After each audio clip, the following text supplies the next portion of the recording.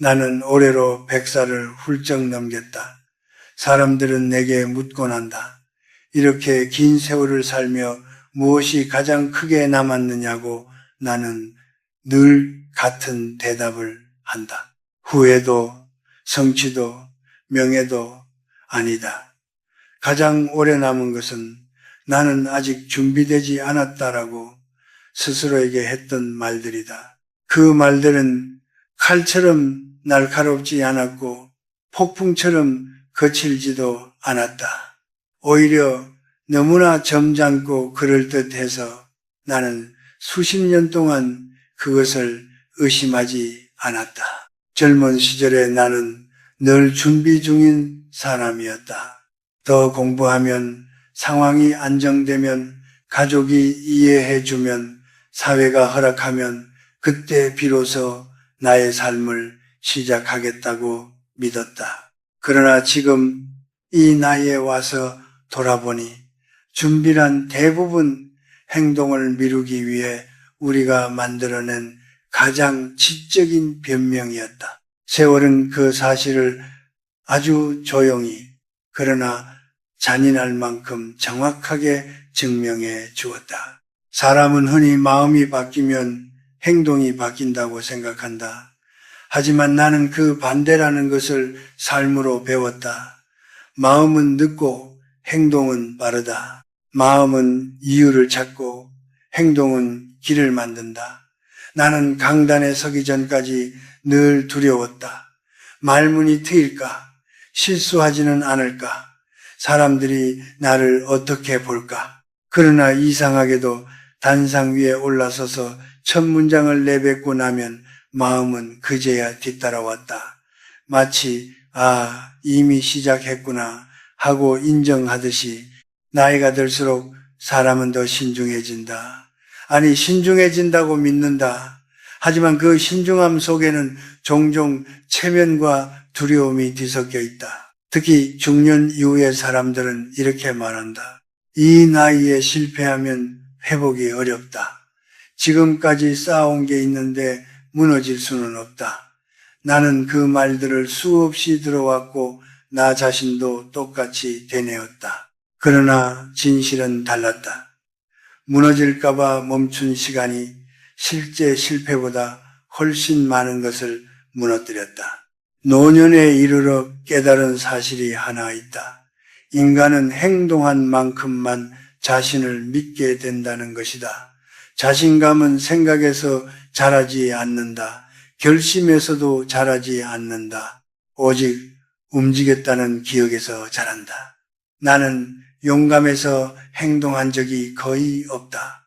대부분은 떨리는 손으로 문을 열었고 확신 없는 목소리로 첫 발을 내디뎠다. 그러나 그 흔들리는 움직임들이 쌓여 결국 나라는 사람의 윤곽을 만들었다. 한 노철학자는 이렇게 말했다.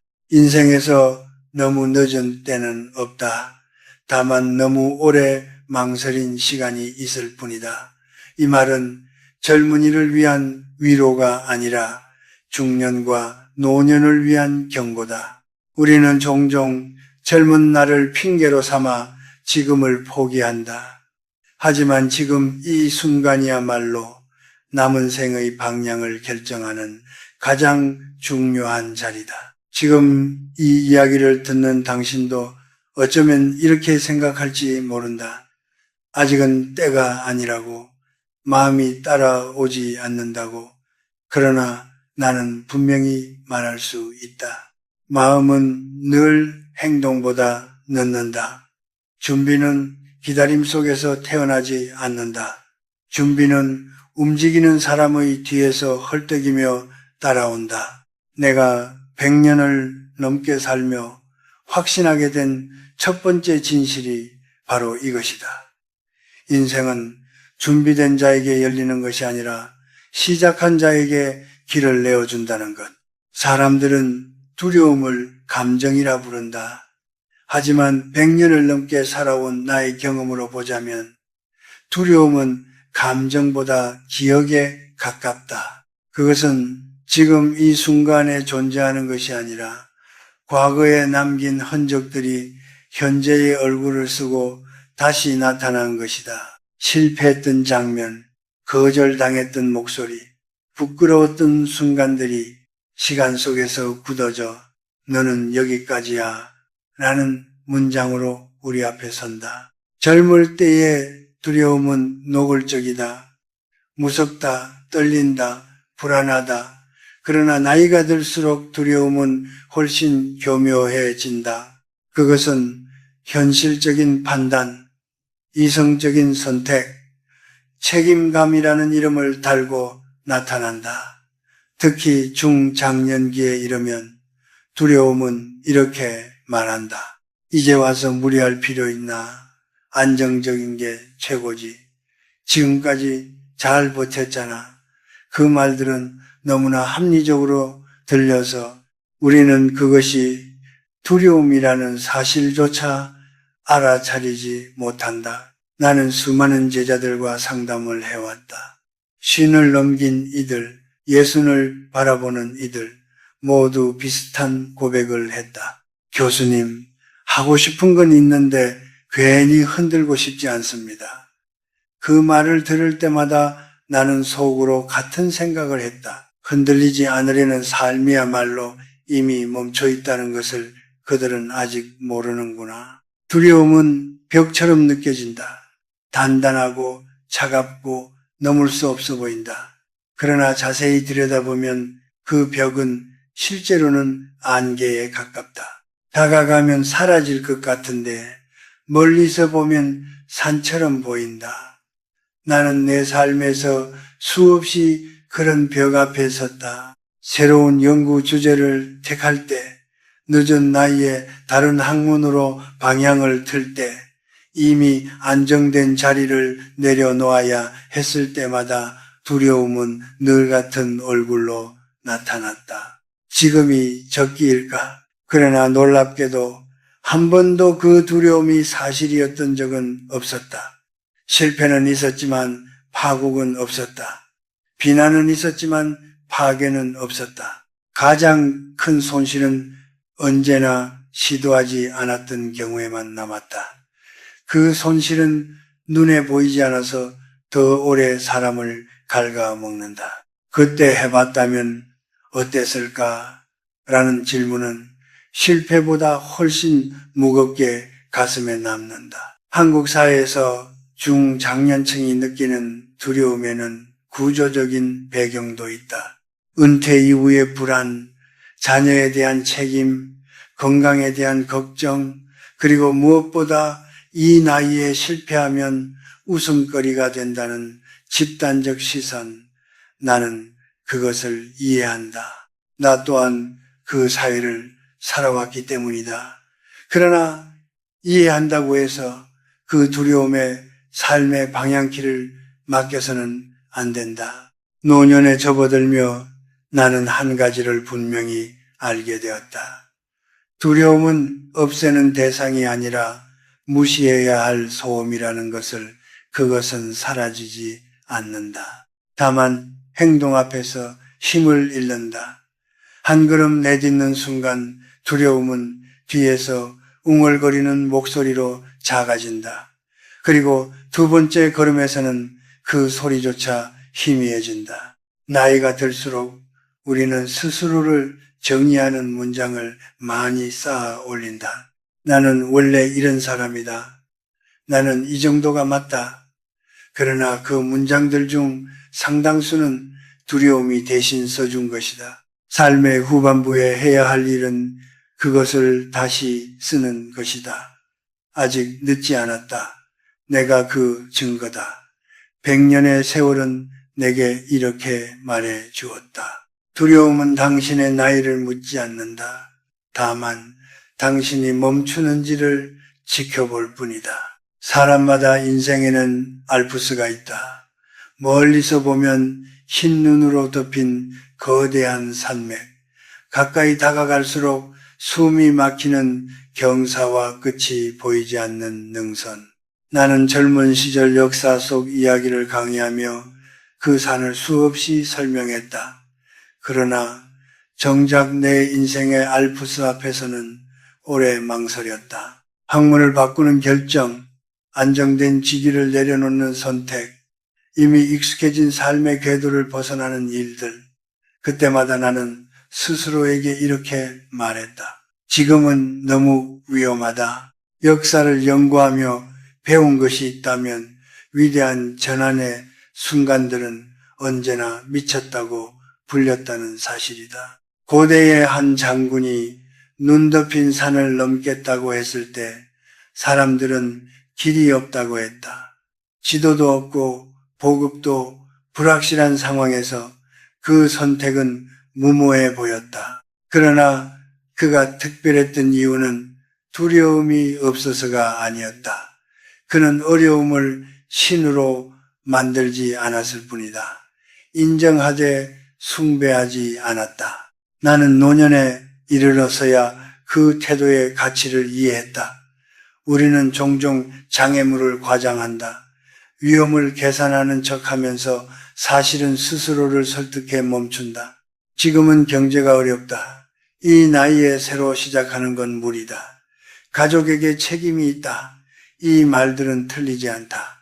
그러나 중요한 질문은 따로 있다. 그 말들이 당신을 보호하고 있는가 아니면 가두고 있는가? 한국 사회에서 중장년이 되면 안전은 미덕이 된다. 모험하지 않는 것이 성숙으로 여겨지고 변화를 택하면 무책임하다는 평가를 받기도 한다. 나 역시 그런 시선을 피해가고 싶었다. 그래서 오랫동안 조금 덜 아프고 조금 더 익숙한 삶을 선택했다. 그러나 그 선택이 반복되자 내 안에 어떤 부분이 서서히 마르고 있다는 것을 느꼈다. 목적을 향해 나아가지 않는 삶은 겉보기엔 안정적이지만 속은 늘 흔들린다. 진짜 평안은 움직이지 않으면서 오지 않는다. 의미 있는 방향으로 걷고 있다는 감각에서 온다. 나는 늦은 나이에 연구 방향을 바꾸며 많은 것을 잃었다. 명성도 일부 관계도 익숙한 자리도 내려놓아야 했다. 그러나 동시에 얻었다. 다시 배운다는 기쁨, 아직 성장할 수 있다는 확신, 그리고 무엇보다 스스로를 배신하지 않았다는 깊은 안도감. 알프스를 넘는다는 것은 한 번의 결단으로 끝나는 일이 아니다. 매일의 작은 선택이다. 오늘 한 걸음, 내일 또 한 걸음. 길이 보이지 않아도 발을 디딜 곳을 만들어가는 일이다. 나는 학생들에게 늘 이렇게 말하곤 했다. 장애물의 크기는 중요하지 않다. 당신이 그것 앞에서 어떤 태도를 취하느냐가 전부다. 이 말은 이제 내 삶의 결론이 되었다. 노년에 접어들며 나는 알게 되었다. 우리가 가장 두려워해야 할 것은 실패가 아니라 더 이상 오르지 않겠다고 스스로 선언하는 순간이라는 것을. 산은 여전히 거기 있다. 그러나 오르지 않기로 한 사람에게 산은 평생의 그림자가 된다. 반대로 한 번이라도 오르기 시작한 사람에게 그 산은 이야기로 남는다. 그리고 인생의 후반부에 필요한 것은 바로 그 이야기다. 100년이 넘는 세월을 지나며 나는 한 가지 결론에 이르렀다. 운명은 어느 날 발견되는 비밀 문서가 아니다. 그것은 매일의 태도가 남긴 흔적이다. 젊을 때 우리는 운명을 거창한 사건으로 오해한다. 큰 성공, 극적인 전환, 한 번의 선택이 모든 것을 바꿀 것이라 믿는다. 그러나 노년에 이르면 보인다. 인생을 바꾼 것은 늘 사소한 선택들이었다는 사실이. 생각은 보이지 않지만 삶에서 가장 강력한 설계자다.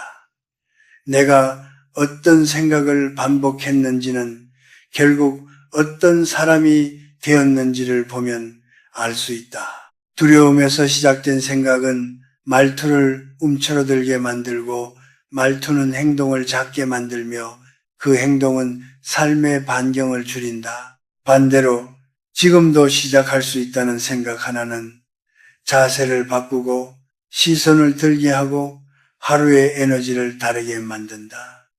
이 차이는 시간이 흐를수록 극명해진다. 노년에 이르러 나는 수많은 동년배들을 보았다. 같은 시대를 살았고 비슷한 조건에서 출발했지만 전혀 다른 얼굴로 늙어갔다. 그 차이는 재산도 학력도 아니었다. 자신에게 허락했던 태도의 범위였다. 여전히 배울 수 있다고 믿은 사람은 눈빛이 살아있었고 이미 끝났다고 믿은 사람은 아직 숨을 쉬고 있음에도 삶과 작별한 듯 보였다. 요즘의 공개된 연구와 통계들도 그 사실을 뒷받침한다. 새로운 학습과 도전을 지속하는 중장년층은 인지기능 저하 속도가 느리고 삶의 만족도가 높다는 결과가 반복해서 나오고 있다. 이는 특별한 재능의 문제가 아니다. 태도의 문제다. 나는 이것을 늦은 시작의 기적이라 부르지 않는다. 그것은 기적이 아니라 인간 정신의 기본 기능이다. 사용하면 살아있고 방치하면 굳어질 뿐이다. 이제 이 이야기를 듣는 당신에게 100년을 산 노인의 입장에서 조용히 말하고 싶다. 더 이상 완벽한 순간을 기다리지 말라고. 그런 순간은 오지 않는다. 대신 결단한 순간이 완벽해진다. 지금의 나이, 지금의 조건, 지금의 두려움 속에서 한 걸음을 선택하는 것. 그것이 운명을 바꾸는 유일한 방식이다. 나는 젊은 시절의 나에게 늘 이렇게 말해주고 싶었다. 조금 덜 두려워진 뒤에 움직이겠다고 약속하지 마라. 움직인 뒤에 두려움이 줄어든다. 이 말은 이제 중년과 장년의 당신에게 건네는 유산이다. 삶의 후반부는 줄어드는 시간이 아니라 깊어지는 시간이다. 그리고 그 깊이는 태도에서 만들어진다. 당신이 오늘 어떤 선택을 하느냐에 따라 내일의 당신은 전혀 다른 얼굴로 서 있을 것이다. 아주 작은 선택이라도 좋다. 전화 한 통, 책 한 장, 배움 하나, 솔직한 말 한마디, 그 모든 것이 당신의 미래에게 보내는 신호다. 나는 아직 살아있다. 그 신호를 보내는 일을 오늘 미루지 말기를 바란다. 그것이 내가 100년을 살며 확신하게 된 마지막 진실이다.